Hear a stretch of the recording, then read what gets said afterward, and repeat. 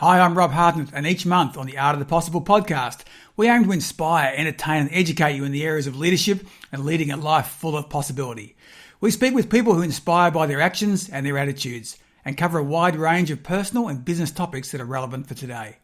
Please connect with us on Facebook at Art of the Possible Podcast and on Instagram at artofthepossible.podcast. Now, on to the episode. Hey, welcome everybody to the Art of the Possible. This episode, I'm super excited to be talking with Lisa Evans. Now, Lisa and I would normally get together, but she's in Perth, and I'm in Melbourne, and borders are closed, and I'm back in COVID country in Victoria, and Lisa's not. So she could have gone and had a coffee, and she didn't. She was very nice and stayed at home, and you know, it looked like she was isolating like me, so I really appreciate that. Lisa, how are you? I'm great, thanks, Rob. Great to be here. Excellent. And how are you coping with COVID-19 in WA? Wow, it's an interesting time, isn't it? And, you know, we all react very differently. And for me, you know, I chose to mostly stay home for 2 months. And that wasn't too hard because I'm an introvert. And it was really the forced rest that I needed. Before COVID, I was spending far too many nights away in hotels and flight lounges and airports. And when you've got that kind of lifestyle, then other areas in your life are not getting much attention. So what I've done during this time is to really look after myself. I've been really immersing in self-care, focusing on what matters most, as well as doing some professional development. So I'm fully committed to my vegan diet. I've been doing lots of plant-based cooking and exploring recipes. And my youngest daughter's been home. She hasn't had any work. So we have discovered, what's his name? Joe Wicks on YouTube, the fitness guy in the UK, and fantastic. Sarah Beth Yoga. So, you know, doing daily yoga in my lounge room with my daughter, you know, that's been one of the silver linings. And I gave up TV 5 years ago when I started my business. So for the very first time, I tuned into Netflix and it went into the rabbit hole of Netflix for a day and a half. That was very interesting. I imagine you're not coming out of that one. I know. I really can't complain. And you know, we're very fortunate in the West. We are in a little cocoon. So I'm very grateful for that. It's interesting you talk about that being used to when you're speaking and you're traveling and you've got the hotels and that whole kind of life you live. And I was talking with Shana Kennedy and Linda Mitchell, who do a lot of work together as the Essentialists, they're called. And they said, we loved the traveling. We got together and it was just us two girls and we had so much fun doing these keynotes and speaking everywhere. And now we're back and we're kind of like still in the same house and we have to we're with our families like 24/7. And they said it's completely thrown us out in terms of what we had. We thought we had this really good gig going on, you know, and now this COVID things, we're reshifting as we go. And I guess we'll talk a little bit about that later on because, you know, you are a communications expert. You train people in speaking and keynote speaking and people in presentations. And that's really changed, hasn't it? It's dramatically changed the way we present now, and the stages we're on are different. They're so different, aren't they? And all have to learn about that. I mean, these fundamentals we'll talk about, but there's been a big shift in everyone and how they present. Absolutely. Yeah, we're all zoomed out. We're spending so much time in the online presentation world, and many people that wasn't too strange, but for some, then they'd never experienced presenting to camera or sitting in front of their computer, speaking into a microphone and not being able to see who they're speaking to. So certainly some nuances with online presenting.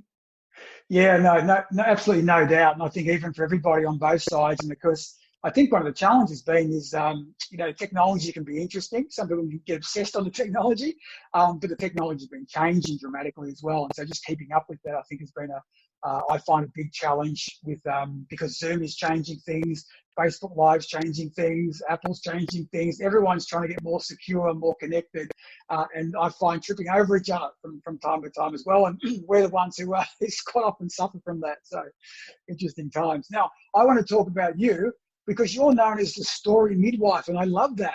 I wanted to know, where did that come from?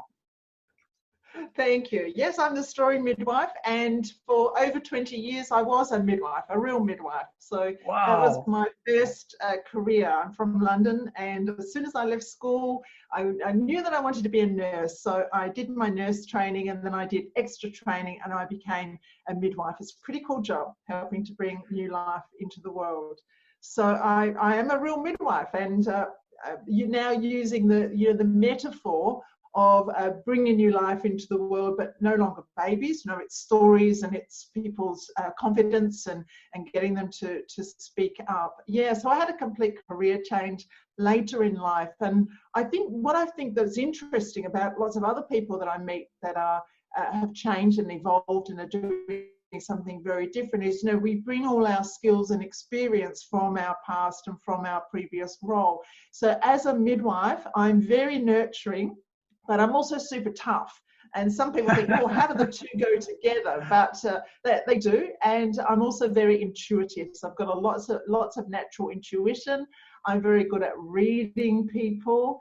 And I'm also there to, you know, be firm and to make sure that they get the job done. You know, as a coach, I consider myself to be more of a mentor than a coach. And when I work with people, you know, I really want them to do well. I put all that I've got into it to help them to be successful, and that means holding people accountable, and that means getting people Lisa, to let's do talk work. about that for a second.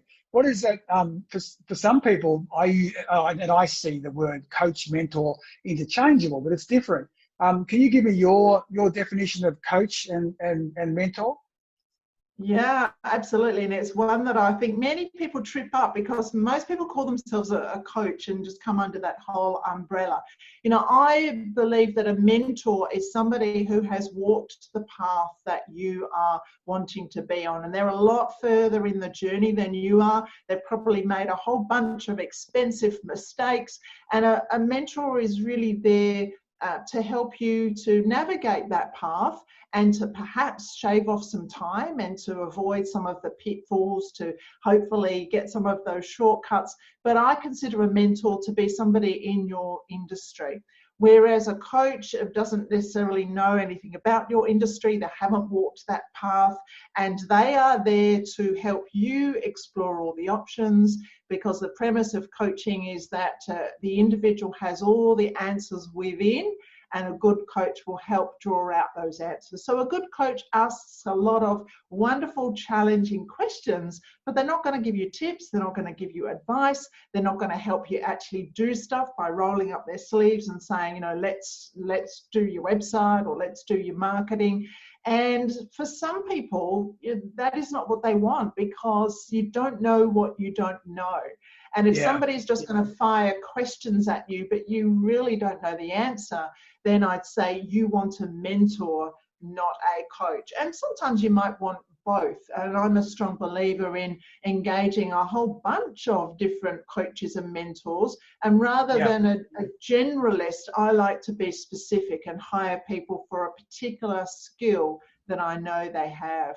Yeah. So the point is that there's a room for coaching and there's room for mentoring. And I think there's, you know, two different things, but there's actually room in when you're growing a business or you're needing that assistance. Sometimes you need that mentor, and sometimes a coach can come in. How did you move though from so we've got the midwife thing, and you're passionate about that and nursing. You moved to midwife. How did you move into this current role of a communications expert and teaching people, you know, how to present and how to speak and how to communicate?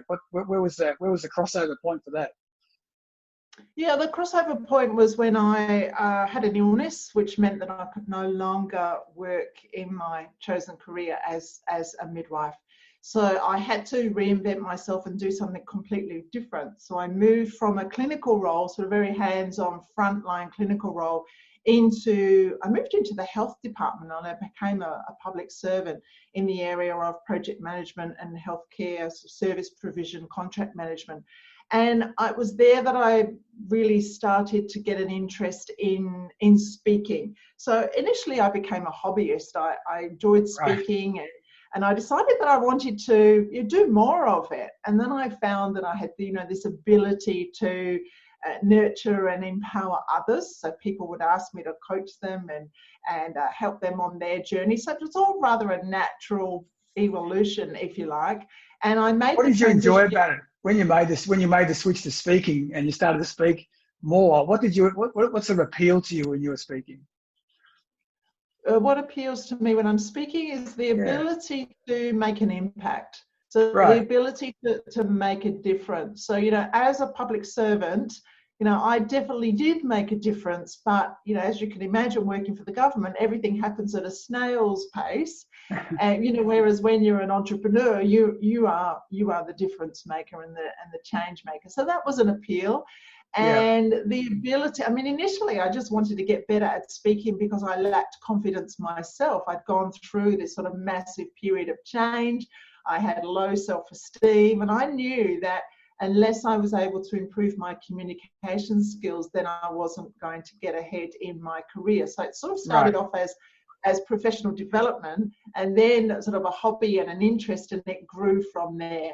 And then I transitioned slowly. Over a couple of years, I transitioned from being an employee into being a business owner, and I finally made the full switch 3 years ago. So I'm quite new in terms of being a professional speaker and a business owner, even though my progress has been fast. But I've worked hard to get to that level. Yeah, and I think that's a great point too. So, a lot of people, I'm always fascinated why people want to speak and want to do it. And a lot of it is because of professional development, and they realise that to be a better leader, they need to be a better communicator. I think, is that so? The people who come to you to work with you, are they coming for professional development? Are they wanting to be better communicators and leaders? Is there any other reasons that they come to you to enhance their communication skills? Yeah, a bit of all those things. Yeah, some people, I often work with leaders who are already very successful, but they just want to get up to that next level. They really aspire to be the absolute best that they can be. At the other end of the scale, I work with people who perhaps realize that it is one of their weaknesses or something they're not as strong at, that they really want to lift up their communication. Maybe they didn't get the promotion because their soft skills let them down, or they want to go up to that next level. And I also help people who want to become a professional speaker, in that mentoring role. So help them really move from not getting paid to speak. There are many speakers out there, but they're not making a living out of speaking. And how do they move from being a guest speaker into actually making it a full-time career? Yeah, that move from free to fee, as they say. Exactly, and that is a very big leap, and it's really all about sales and marketing. That's what it comes down to, and positioning and visibility. Yeah, for sure. You're a big advocate, as am I, in the power of storytelling. And I'm interested in your perspective on that. So why do you think storytelling is so important as a communication tool? It's an incredible way to share information in a way that's much more likely to be remembered. So we are in this busy, noisy world of multiple distractions, even more so now as we've all gone online. So we've got to be able to cut through the noise that's out there. And there is a real difference to giving a talk or delivering a presentation and getting across some information. Whereas if we can actually create an experience that somebody actually feels as though they're part of, we are really adding that emotion in. So I like to say that, without emotion, there is no change. And we can't do that with logic alone. Data and numbers, we've got to provide that evidence to support our case. But when we bring in that emotion, then we change it into something that people care about. So sharing a story that people care about and something that they can relate to is really the key. And your storytelling works, whether it's writing.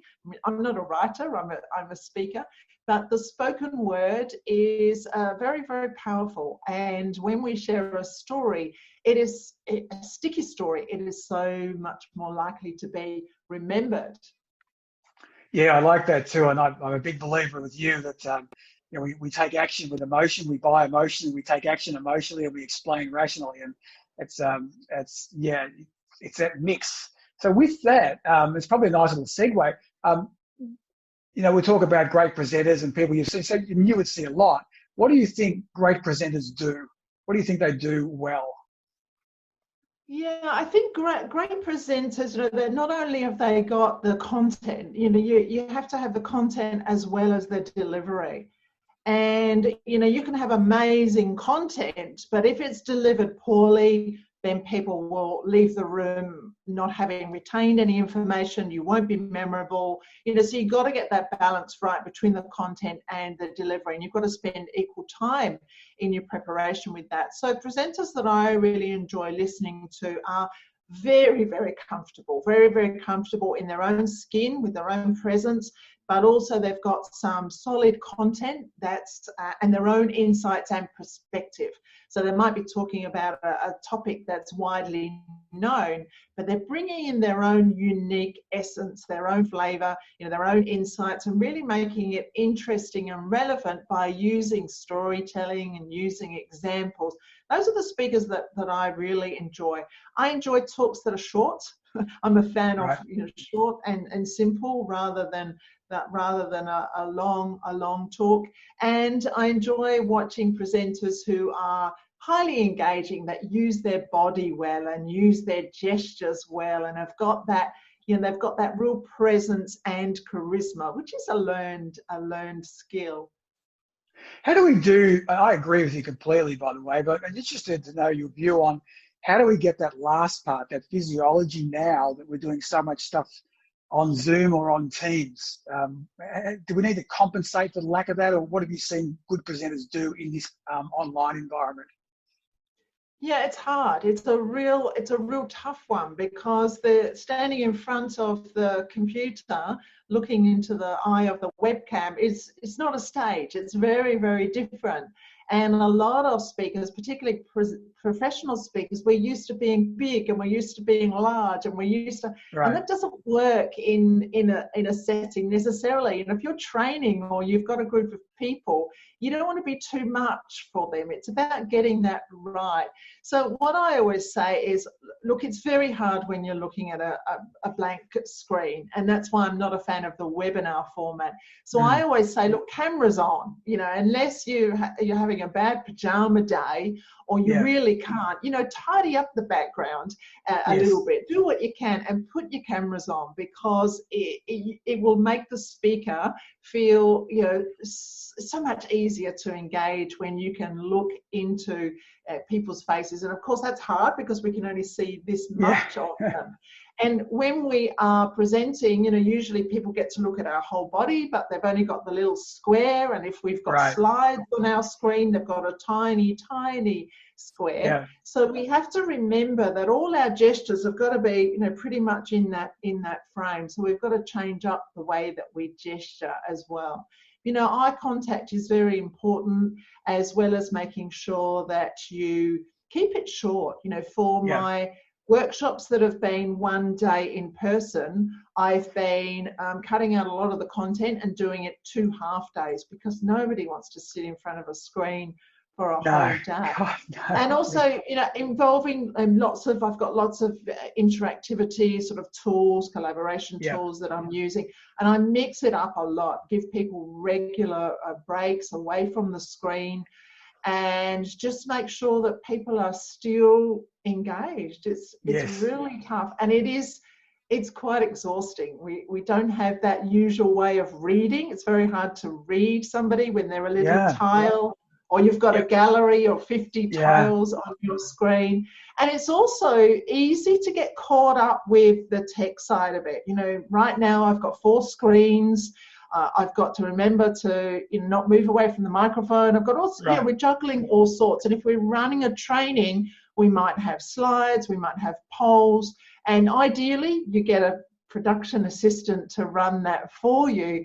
But you just remember that, the most important people are the people that are the other side of that lens, and try not to get too caught up in that tech.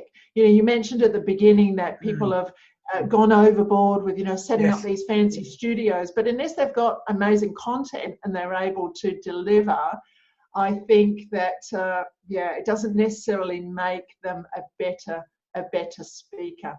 No, I agree. I agree with that. And I think that getting the tech right, but I also think there are some things we cross over. I think one of the things that I'm now doing, I'm sure you're doing too, is setting yourself up for success. So if you're going to present, like you were live or anything else, you want to make sure you've got the audience there. You want to make sure that their background is tidied up. I love that one. And that they got their cameras on. So as the presenter, you're trying to have everything go your way because so much stuff can go against you anyway. And so just setting yourself up for success, I think that's a really great point. And even if you're a presentation, may not be a professional speaker, it might not be a leader doing it, but actually saying, I'm going to be going live here now. This is we're going to be doing. I'd like to have your webcams on, your mics on.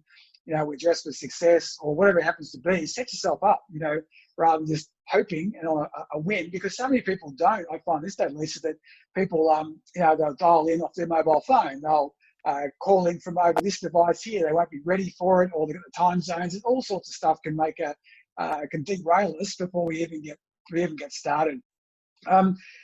Leaders, in terms of storytelling, because you communicate and you teach this, do all leaders adapt to storytelling? Do some struggle with the storytelling concept? Do some love to stick to figures and statistics and data and shy away from it? Do you find that? Yeah, I do. And it's usually because they're not quite sure how storytelling fits into their world. So they default to the data and the tech and the information because that's all they've really known.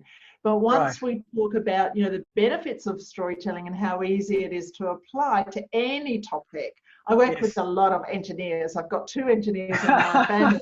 Good on you. I work with a lot of IT technical people, and they are the ones who struggle with getting their information across to a very broad audience. They do pretty well when they're speaking to peers who get them, talk the same language, but often they might go and they might be presenting something to a team of decision makers who know nothing about their area of expertise, and then they wonder why they get a sea of blank faces or they get a rejection. So it's really about understanding why storytelling works and then how to apply it in their world. And then I take them through a series of what I call story mining exercises where we can try it out and see what works for them. I love that. I was at my days at HP dealing with some engineers, and I was doing they were presenting, and then I was presenting after them, and I was in the marketing side. And I remember seeing these 2 guys, and I said to them, "So how are you going with the presentation?" And they had an hour, so they had 60 minutes. And I said, "How are you going with the presentation?" They said, "Oh, no, we're struggling. We're struggling." I said, "Okay, what can I help you with?" And they said, "Well, do you have any PowerPoints?" And I've gone, "Well, yeah, I've got a few, but I'm not sure mine would kind of work with what you're doing." I said, "What's the problem?" And they said, "Well, we've only got 50 so far." I said, "You've only got 50 slides?" And they said, yeah. It's 60 minutes, so we're 10 down. Right? They were deadly serious, and they were going, "We've got it. It's clearly it's at least needs 60. How could we 60 minutes? Now we go with 50. We might have to talk. We might have to actually engage." I'm going, "Guys, you got like 3 times too many already. Like we're culling here, boys. We're not, but that was their view. And like storytelling to them was so scared. That was just so nervous of doing it. And it was almost like a shield or Linus's blanket from Snoopy. The slide deck was was the bit they had to hang on to, which I thought was fascinating. But and I struggled. You would have been fantastic here because what they were after when I said storytelling, which for me I kind of got, but they didn't. And what would be what would be the kind of key steps to storytelling? Is there 3 or 5 steps that are or elements of a good story that you can share with us? Yeah, well, the first one is really every story has to have a point, has to have a purpose. So there needs to be a reason. We're not just telling a story because it's fun. That's what we do at a barbecue on Friday night. But in business storytelling, there has to be a point. Yeah. So you've got to be clear on the purpose and the point. Then secondly, every story needs to have some sort of a shape or a structure. And we talk a lot about the storytelling arc. You know, our main character in our story is always different at the end than they were at the beginning. So we've got evidence of some kind of a change or transformation that has happened, even if it's a small one. And then it's important that we bring our story to life, and we do that with the way that we deliver it. And much of the success of a story is in the ability to tell it well, because we can all tell stories. It's just natural for humans, but not everyone can tell it well. So when people are working on the delivery, and that's where we can really be creative. We can use our voice, we can use our gestures, we can use our body. You know, we can use some props. You know, even a slide or two might sneak in here. I'm not against slides, but they've got to be used really well.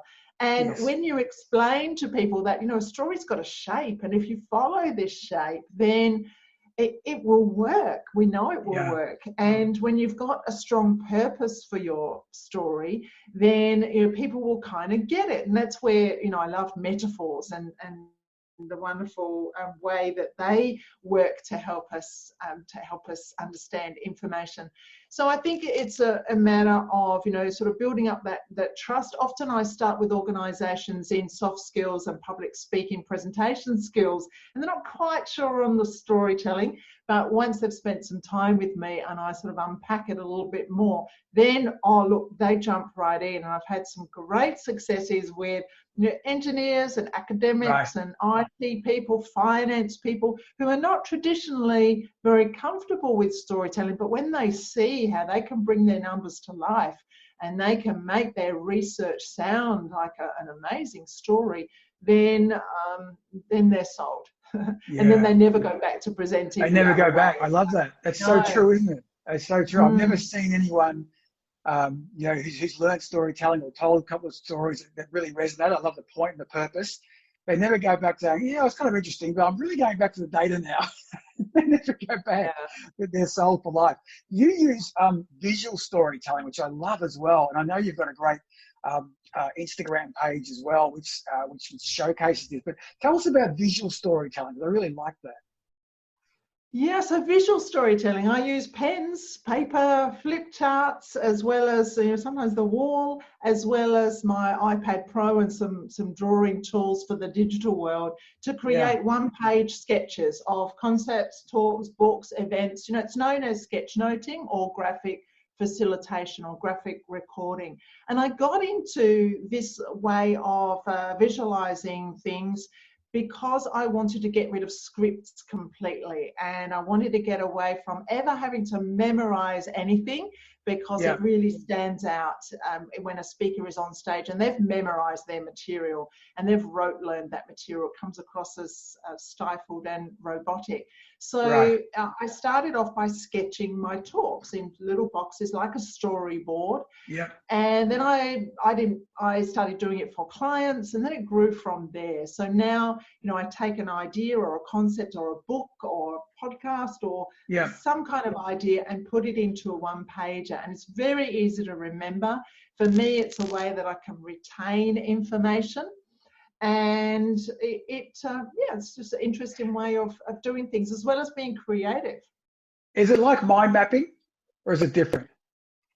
It's similar to mind mapping, but it's so similar but different. I guess mind mapping is a way of getting your ideas on paper, but you wouldn't then necessarily show people your mind map. So the mind map would be kind of like the draft work that you're just using. That's what I was thinking. So it's almost a tree, isn't it? Yeah, I like that. Yeah, so the sketch note is, you know, you have listened to an hour's talk and you've picked out the 3 to 5 key things that speaker said. And you then use, you know, we use shapes, we use lettering, we use what we call containers and frames and figures. You don't need to be able to draw to be a sketch note artist. It's just about, you know, the way you capture ideas, and it's another good way to get your content out as well. Yeah, we're talking about different ways of being creative. You're a fan of improv as well, improvisation. Tell us what drew you into that and what you get out of it. Yeah, so in 2015, I joined a group called Playback Theatre. Playback Theatre are an international organisation that use improvisation as a way of telling people's stories. So it is story based. That's why I love it. So I joined Perth Playback Theatre because a couple of reasons. I wanted to get really comfortable being uncomfortable. So I was already speaking professionally, but at that You love to time I challenge was yourself, don't you? You love to I challenge do, yourself. You yeah, don't like being I do. uncomfortable. It was a real challenge, and because I don't come from an acting background, and most of Yes. them do, so I wanted to get just keep on experiencing that level of discomfort. I was already speaking professionally, but I tended to still sort of have some scripts, and I didn't want to be one of those speakers who sort of sounds like it's all been rehearsed. So I wanted to learn to be more fluid with my body and the Yes. way that I moved. And the main thing is that I wanted to be okay with not knowing what comes next. And I when you've love got a that. personality Yeah. that likes to be in control, we plan everything out, and Yeah. that makes us feel very uncomfortable. And when you are up on stage with your fellow improv actors and you are performing, we really do not know what comes next, and that is a scary thing. It is. Yeah, I mean, I love it's fascinating, Lisa. I mean, you're an introvert who loves to live on the edge. Yes. When you're an introvert living on the edge like you are, like you don't want to get too comfortable. I think it's fantastic. It's a great demonstration of growth mindset because when you're doing, improv on stage and you don't know what's coming next, I mean, you really are putting yourself out there. And I find people, as they get older, don't want to do less and less of that. And, I totally love that. It's interesting on improv. I'm fascinated with some of the new tech companies that are coming through, and one of my favourite companies is Atlassian, which is the Australian success story, global success story. And I don't know whether you know this, but Atlassian have improv as part of their training curriculum for their engineers and IT professionals, and they actually really don't do sales training anymore. They really just do customer centricity, customer service, but they do a lot of stuff around storytelling, creativity, creative culture, and improv is actually it's been a staple for their business, which I thought was really interesting. And I don't know any more than that, but I just think that it has, I don't know what your thoughts are, but I think improv has a role in corporate training and organisations. It's fascinating to see what will come out of it as we move forward. Yeah, So I agree. There are so many facets of improvisation that are completely transferable to other areas of your life. And so three main ones would be listening is the big one. Because wow, when we are, as improv actors, we are acting out the story that somebody shared with us. So that involves really, really deep listening to what our audience are saying, but also listening to your team that are around you. We've got to be really tuned in to one another. So it is very much a team sport, if you like. We yes, are very much at the mercy of our team. We've got a massive level of trust. We yeah, really do have one another's backs. When I sort of step out and I share something in improv, I know that the others are there to support me. They're right behind me, and that gives me the confidence to do that. So it does definitely build trust. It enables us to really, really listen properly with all our body, as well as continue to be very observant. So it sharpens those skills. And also, you're being playful. Playfulness and creativity is massive. And when we do something that huge. is totally playful and almost like a little bit silly, if you like, then it taps into other areas of our brain. And I find that when I've done some improv, I come away, I have some of my best ideas, serious ideas, Right, after a session right. of creativity and play.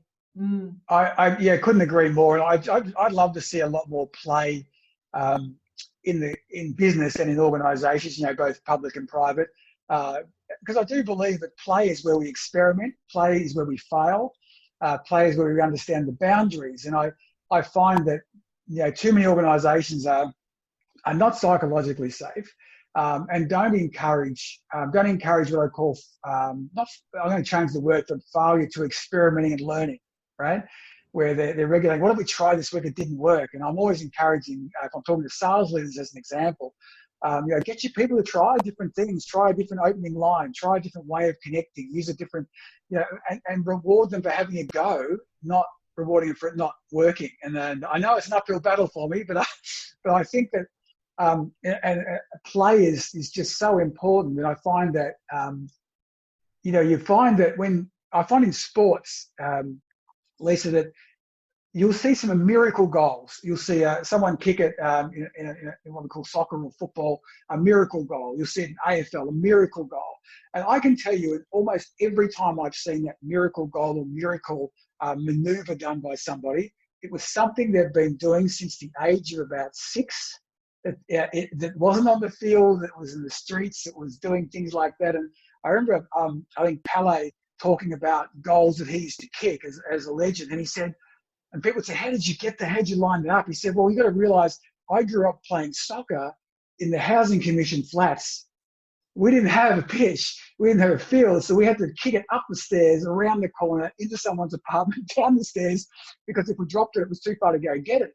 And he said, we honed these skills through play, not through, formal coaching or formal sessions. But that became such a useful thing later in life. And I cannot help but think that translatable skills, like you talked about in improv, that are translatable to so many other things. Yeah. With that football analogy, that the way that he moves and the way, that's all in his muscle memory, isn't it? Yes. So yeah. Improv is another way that we get more comfortable being with our body and not sort of having to consciously think about so it becomes very fluid and it becomes very natural, and we need that as a speaker. Yes, I'd encourage everyone to sign up for an improv class, even if you only do it once.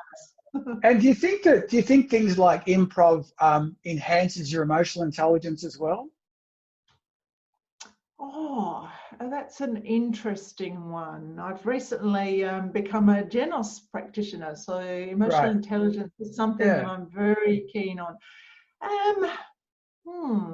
Just the listening and being in touch with your body and others around you and your team. When you mentioned, that's what I thought about. You mentioned a lot about team and being in tune. So definitely a level of self-awareness, absolutely, and definitely the ability to put one's ego aside.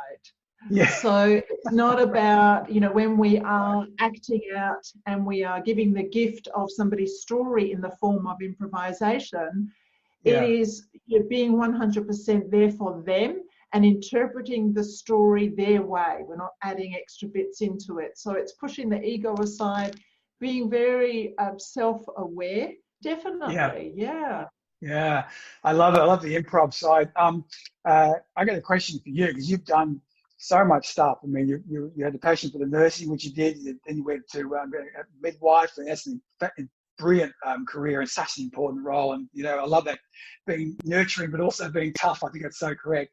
And then you've done the government side, and you moved into speaking there, you're coaching and mentoring. If you could go back in time and you're speaking to 15-year-old Lisa, what would you tell her about life? That's a tricky one. That is a tricky one. Be yourself, I think, be yourself, which is very hard because at 15, you're just trying to be like everybody else. Yeah, but be true to yourself. Stick to your values. Values are so important. If you use your values as your inner compass and you stick to that, then you can't go far wrong. Yeah, I love it. I think that's a great response. We're in a virtual world. We've touched on this a little bit, but I just love to get your professional, just maybe 3 to 5 tips professionally. If a leader's using Zoom, Teams, or WebEx, and they're using those on a daily basis, what would be 3 sort of non-negotiables for you that they need to do? Well, cameras on wherever possible. So that we've got that interaction and we've got that engagement, collaborating, doing what you can before the meeting. So sending out any necessary paperwork, setting an agenda so that everybody knows what they're there for. We've all been to the pointless meeting. We don't want pointless online meetings. Yes. And obviously sound and lighting, really, really important. And as you would know as a podcaster, the inbuilt sounds that you get with your laptop or your PC is not good enough. So if you're going to be doing a lot of online meetings, invest in an inexpensive microphone that you can plug in. And lighting, super important. Natural light, if possible. If you need to pick up your laptop and move it so that you're standing in front of a window, or just get some sort of a light that you can put in front of you. So the light needs to come from in front rather than behind. Nobody wants to look at a shadow. So just some little things that people can do, and keeping it really short and maximising interaction is also. Yeah, I think that's the big one, isn't it? We've gone shorter, punchier.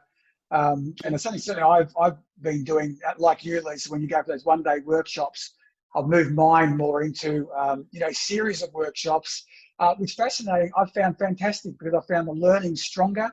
I find people adopting more, and they're coming back with things they try in between the sessions as well. So while the one days were certainly convenient, I've certainly found the longer period, shorter sessions fun, and I've had to adopt, as you probably have as well, to those. So fantastic, Lisa. That's Lisa's been fantastic. It's been a great session. Thank you so much for joining us, and great insights. And I love the fact that you've done so much, that you've brought all those things to what you do professionally. You brought the various purposes, you brought the various parts of your life, and I think that's what we do as well. People often think we just we change and we chop that, we become this other person. Well, we don't. We bring various things to life. So look, you can go out in Perth and have a coffee, you can go and have to a barbecue, you can have a lot of fun over there. I'll be stuck here, so I won't be going anywhere. Lisa, you can dial me up anytime. I know that I won't be getting hold of you for a while because you can go do different things. But thank you so much for joining us today on the Art of the Possible podcast. You're welcome. Stay safe, Rob.